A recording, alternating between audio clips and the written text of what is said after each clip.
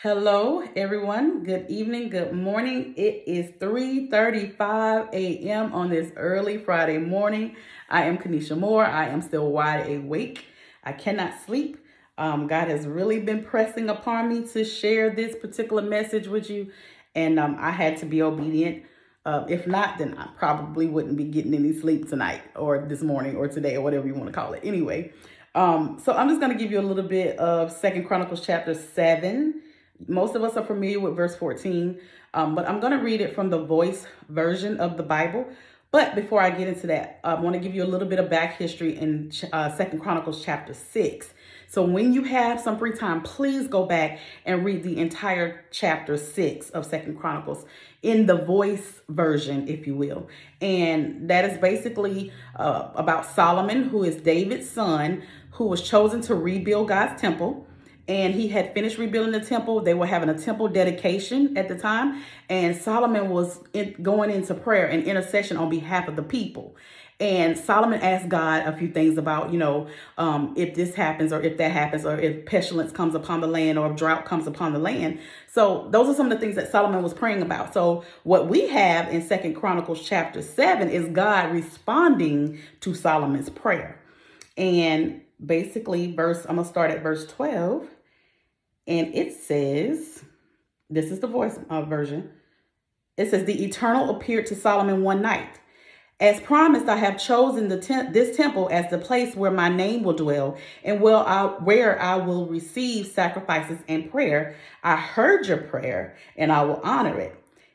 Verse 13, if I close up the heavens and their rain and send any of the disasters you described, talking about Solomon when he was praying, drought, locusts, pestilence, to ravish the land and people, and verse 14, and my people who are known by my name, humbly pray, follow my commandments, and abandon any actions or thoughts that might lead to further sinning, then I shall hear their prayers from my house in heaven.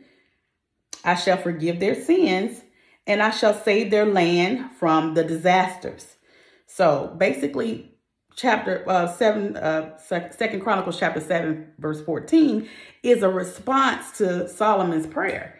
And basically what God has been dealing with me about is here you have God saying, if these things happen, or if I allow these things to happen, then this is what you need to do. So we know that this is basically conditional.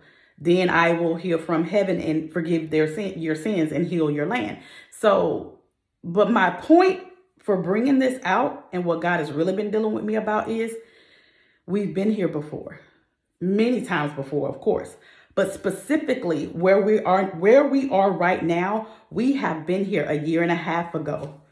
And God is saying, you have another opportunity. You have a second chance to get it right. So my message to us as a body is, it's time to get it right. It's time for intercessors to rise up and pray on behalf of the land. It's time for us who are supposed to be doing whatever that he's called you to do, and you're supposed to be doing that. It's time. There's no more just taking your time or just sitting back and watching and just letting things happen. We have to take a stand. We have to stand up. We have to rise and fight in the spirit. What we're dealing with right now is a spiritual battle, and we can't keep trying to fight things in the natural. And basically, again, you have another opportunity. You have a second chance. Let's get it right. So there's some people that, are not able to have a second chance. We've lost a lot of people.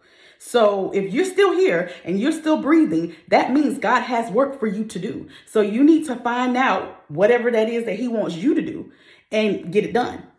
At the end of the day, it's time out for playing games. It's time to be serious. It's time to get it right. It's time to pray. It's time to fast. It's time to seek his face. It's time to turn from our wicked ways. I love you. God bless you. Let's get it right.